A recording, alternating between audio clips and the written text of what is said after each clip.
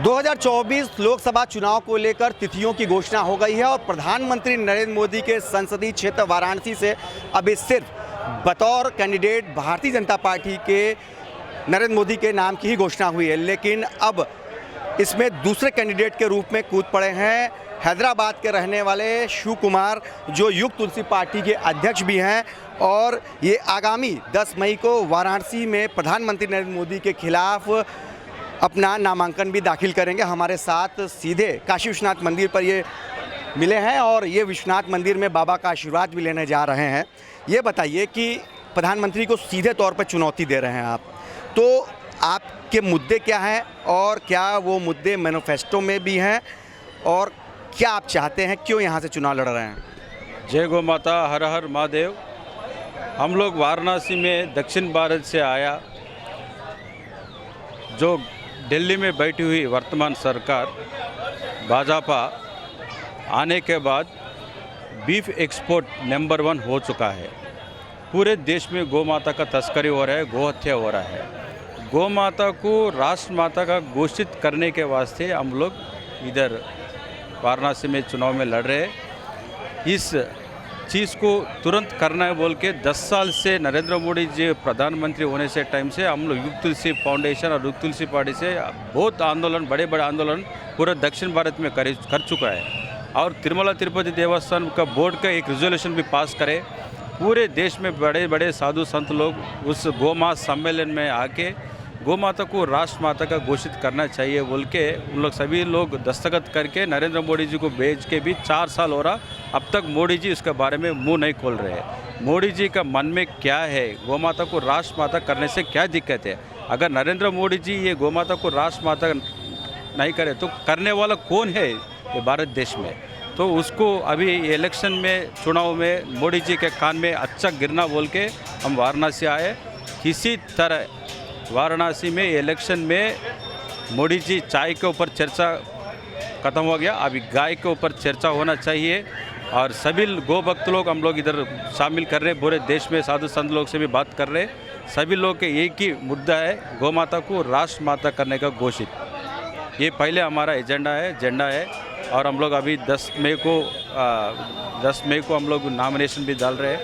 और मोदी जी इस चीज़ के बारे में बात करना चाहिए। और नरेंद्र मोदी जी में सरकार में रहने वाले अमित शाह भी नहीं बात करते हैं। और मंत्रिवर्ग में कितने लोग हैं, किशन रेड्डी जी थे परसों पार्लियामेंट में क्लियरली बोल दिया है, मंत्री क्या बोला, गौ माता को राष्ट्र माता करने का इरादा हमारा मन में नहीं है।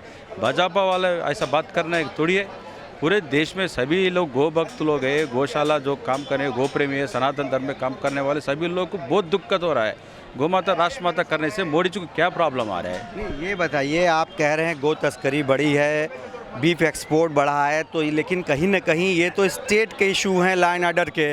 इसमें सेंट्रल गवर्नमेंट और ख़ास तौर से जो मोदी जी को आप टारगेट कर रहे हैं वो क्या करेंगे? क्योंकि साउथ इंडिया में खुद ही कई जगह गो तस्करी, जो गो हत्या है वो पूरी तरह से प्रतिबंधित नहीं होता दिखता है। तो आप क्यों सिर्फ भाजपा सरकार जो केंद्र में है उसको क्यों टारगेट कर रहे हैं? ये तो स्टेट का भी मुद्दा हुआ। हम लोग बीजेपी को टारगेट करने का ज़रूरत नहीं है, स्टेट का मामला नहीं होता। गौ माता को राष्ट्र माता करने से पूरे देश में एक ही कानून आ जाएंगे।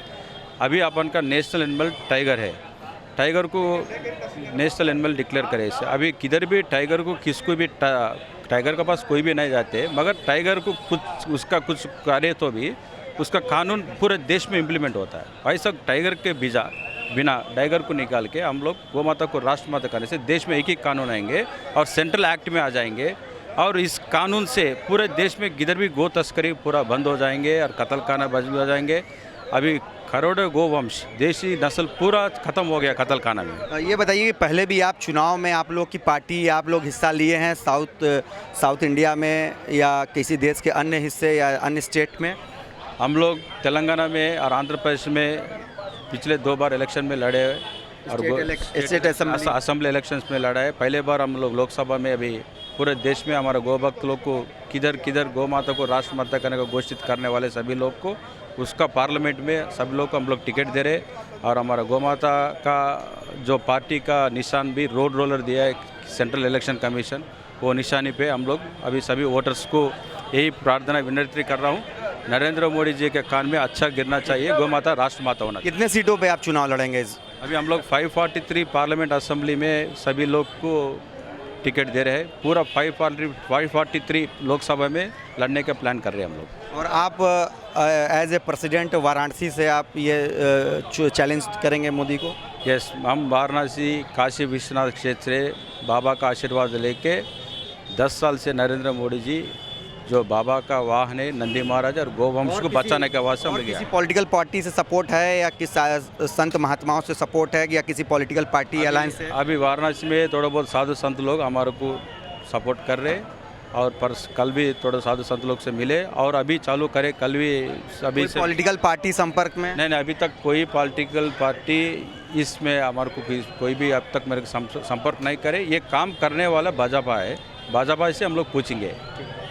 तो ये थे हमारे साथ युग तुलसी पार्टी के राष्ट्रीय अध्यक्ष जो प्रधानमंत्री नरेंद्र मोदी को उनके अपने संसदीय क्षेत्र में लोकसभा चुनाव में चुनौती देंगे और इनका सिर्फ और सिर्फ एक ही मुद्दा है जो इनके मैनिफेस्टो में भी है कि गौ माता को राष्ट्र माता घोषित किया जाए। रोशन जायसवाल, वाराणसी।